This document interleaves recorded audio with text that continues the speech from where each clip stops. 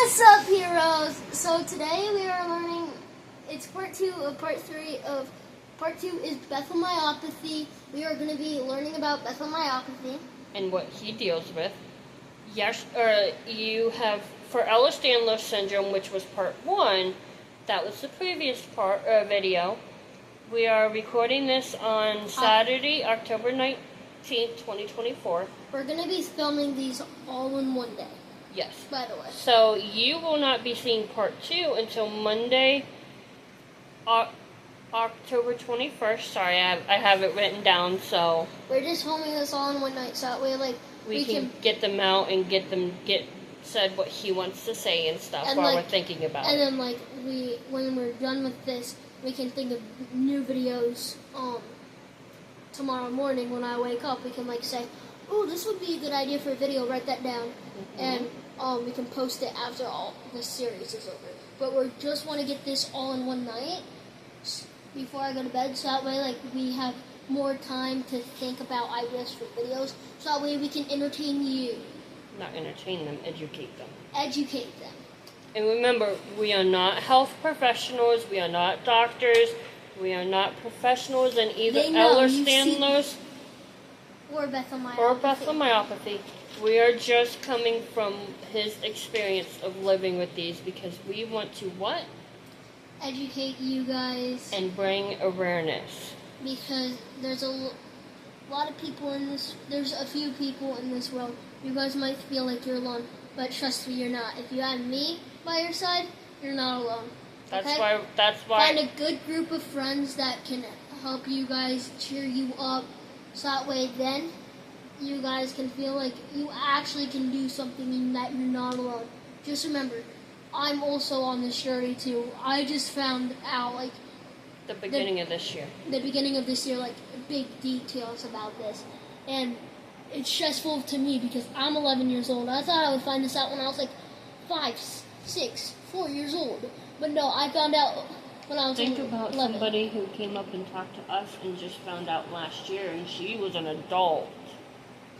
So I feel bad for everyone who feels like they just don't feel alone. Yeah, they feel like alone. They don't feel like they fit in. But you fit in my group, and my group is always nice. You're always friendly. This is your safe place to come and frustrate or vent or even share what your struggles are. Share what has helped you. If you guys have any struggles, comment down below. We'll do videos send us a message. Or send us a message, and we'll do videos on that, and, like, say, we'll, like, put your comment on the screen, say if you do want us to do that or not, and if you do, we'll put your comment on the screen somewhere. Or we'll just reply back to you too. And we'll say we're gonna shout you out if that's okay. Reply back to us or message us, whatever. And yeah, let's get into the Bethlem Myopathy. But this is why we always say our slogan is always choose to be the superhero in life. Because I love superheroes, and you guys are. I'm a hero to you guys. You guys are a hero to me because I'm a hero to you guys because we're trying to bring the awareness because not a lot of people know about hypermobility, period, about Ehlers-Danlos, or even about Bethlem Myopathy because it's so rare. Let's get into the video right now. Okay.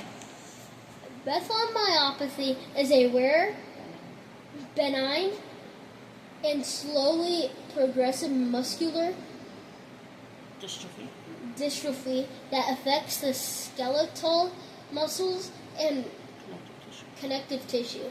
It's a congenital form of limb-girdle muscular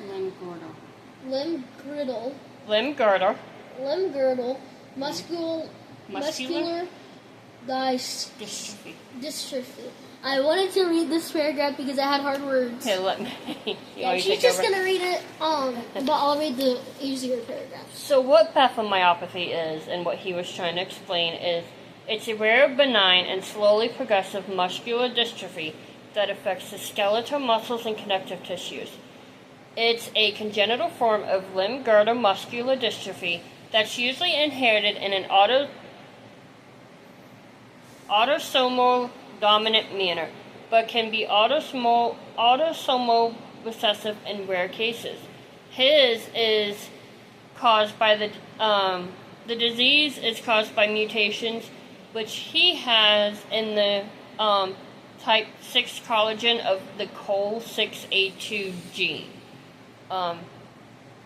Because when they did the genetic testing and they dove further in, they found out that he has his COL6A2 gene from his type 6 collagen formed differently, and but because he only meets one criteria out of the three, one of the symptoms out of the three classifications, he once again is not fully diagnosed with Bethlem myopathy. That is why we have to see where we are going with both, which one is going to take over his body the most, the Bethlem myopathy or the Ehlers-Danlos syndrome. His symptom that provides. No, the symptom that he shows the most of that is what the type of muscle weakness usually appears in childhood. Which he has. He does have. I am a child, everyone. I am a child. I'm not a grown adult. I mean, yes, I might look handsome enough to be, but I mean, I'm not.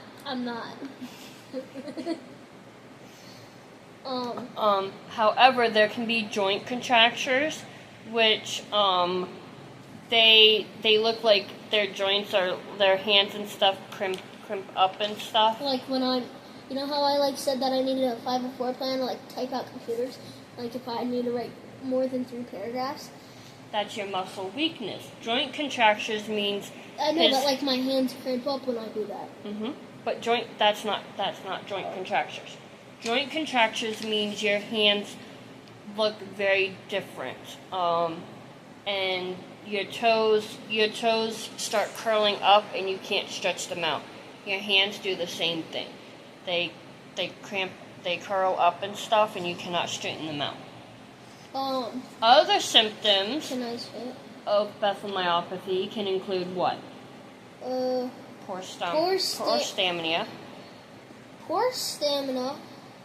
Difficulty raising from seated position and climbing stairs are all related. To the proximal muscle weakness. Older people may develop respiratory muscle weakness, which can cause breathing problems. People with Bethlem myopathy also tend to have scars that heal slowly or become thickened and elevated. Like this scar, I broke my arm. You guys might not really. It's right here. That's from when I broke my arm. But it healed fast. Yeah, it healed fast, but it's made a real scar, and it won't ever go away. He broke his arm, and they had to replace. They had to put pins in for it to heal. That can be another video for you guys if you guys want to learn about that. But we didn't know about his Ehlers-Danlos syndrome and his Bethlem myopathy. Just to remind you, I was 5, 6, 7 years old. You were 5. I was 5 years old. I was in first kindergarten. I don't know. I think you were. I think I was in halfway through kindergarten, and then I went to first, and I still had my broken arm. No, you had just got over all of your restrictions when you first entered 6th. And then first. There's no cure. Had we known about the Bethlem myopathy and the Ehlers-Danlos syndrome then, we would have been more cautious and not allowed him to be as rough as he was, but he's a boy, so we thought boys are boys, and yeah. Can I check this out for a second? Hold on 1 minute.